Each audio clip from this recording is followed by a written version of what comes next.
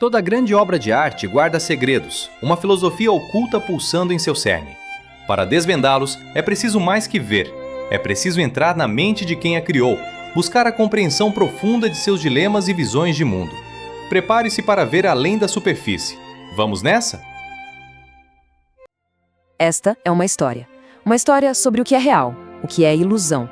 E sobre a jornada, muitas vezes dolorosa, mas sempre libertadora, em busca da verdade. Vamos começar com uma pergunta. Uma pergunta que talvez seja a mais antiga de todas. O que é real? O que a gente pode chamar de verdade? Essa é a questão que pulsa no centro de toda a filosofia há séculos. E se tudo que a gente conhece, tudo que já aprendeu, não passasse de uma sombra da verdade? E se a nossa vida inteira fosse como uma projeção, sabe? Com a realidade de verdade, bem, escondida? É para dentro dessa questão que Platão nos convida a mergulhar. Então vamos começar a nossa jornada. A história nos leva para um lugar escuro, bem profundo. Uma caverna. E para quem mora lá, essa caverna é tudo. É o único mundo que eles conhecem. Imaginem só, pessoas acorrentadas, desde o nascimento. Elas não conseguem nem virar a cabeça. Estão presas, forçadas a olhar para uma única coisa, a parede na frente delas. Lá atrás, uma fogueira queima, lançando luz. E entre essa fogueira e os prisioneiros, passam pessoas carregando objetos. E as sombras desses objetos, elas dançam na parede. E para os prisioneiros, essas sombras não são só sombras. Não, elas são tudo. Elas são a própria realidade. E é aqui que a filosofia entra com tudo. A caverna, ela representa o nosso mundo, o mundo das aparências, aquilo que a gente percebe com os nossos sentidos. E os prisioneiros, os prisioneiros, somos nós. A humanidade, quando vive na ignorância, sabe? Aceitando que vê com a verdade absoluta, vivendo no mundo de meras opiniões. Mas e se essa realidade for abalada? O que acontece? A jornada para fora da caverna, vejam bem, não é um passeio no parque. É uma luta. Uma luta bem violenta contra tudo aquilo que sempre se acreditou. Agora, imagine que um deles é solto. A primeira coisa que ele sente é dor. A luz da fogueira, que ele nunca viu direto, queima os olhos. Ele vê os objetos de verdade, os que faziam as sombras, e a mente dele entra em parafuso. Fica confuso. O corpo, a mente, tudo nele quer voltar para o escuro. Mas ele é forçado a subir, a se arrastar para a saída da caverna. E esse é o momento chave da jornada. Despertar para o conhecimento é difícil. É um processo que exige uma coragem absurda para aguentar a dor de deixar para trás o que a gente sempre teve como certo. E exige persistência, sabe?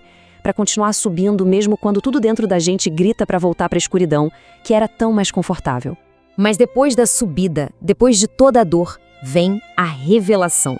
Aquele momento em que um mundo completamente novo, uma realidade nova, se abre, inteira, na frente dos olhos.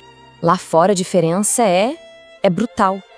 Aos poucos, os olhos se acostumam com a luz e o ex-prisioneiro começa a ver o mundo de verdade.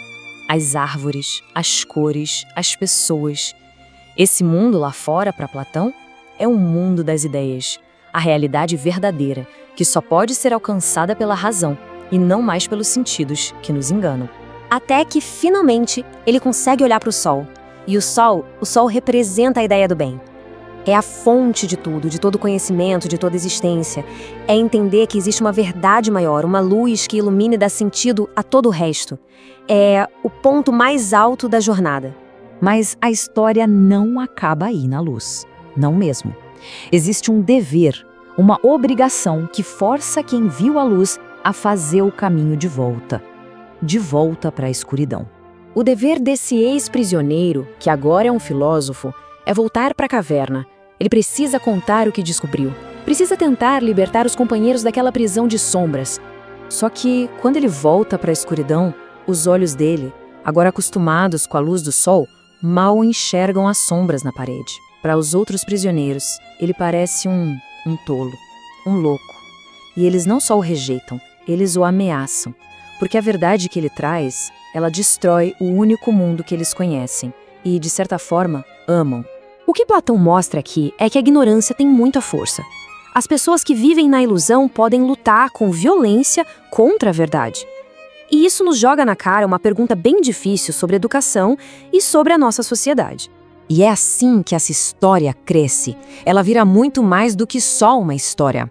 Ela não é só um conto. Ela é o próprio coração da filosofia de um dos maiores pensadores que o Ocidente já teve. Platão, que foi discípulo de Sócrates, né? Ele nos ensina que este mundo que a gente vê é só a sombra de uma realidade muito maior. Uma realidade que a gente só alcança com a razão. Então, a alegoria é isso. Um convite. Um convite para a gente pensar, para ter coragem moral e para buscar a verdade sem parar. Porque esse seria o único caminho para uma vida mais justa. No fim das contas, essa história atravessa o tempo. Ela vira um espelho que reflete a nossa própria condição. Ela nos lembra que, sim, a ignorância é confortável, mas a liberdade de verdade, essa está em questionar, em procurar a luz, mesmo que o caminho doa.